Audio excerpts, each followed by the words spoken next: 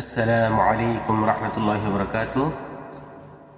মানব সমাজ সম্পর্কে আল্লাহ তাআলা কোরআনে আমাদেরকে জানাচ্ছেন, আউযু বিল্লাহি মিনাশ শাইতানির রাজীম, বিসমিল্লাহির রহমানির রহিম। ইয়া আইয়ুহান নাসু ইন্না খালাকনাকুম মিন যাকারিন ওয়া উনসা ওয়াজআলনাকুম শুউবান ওয়া ক্বাবাইলা লিতাআরাফু ইন্না আকরামাকুম ইনদাল্লাহি আতকাকুম ইন্নাল্লাহা আলিমুন খাবীর।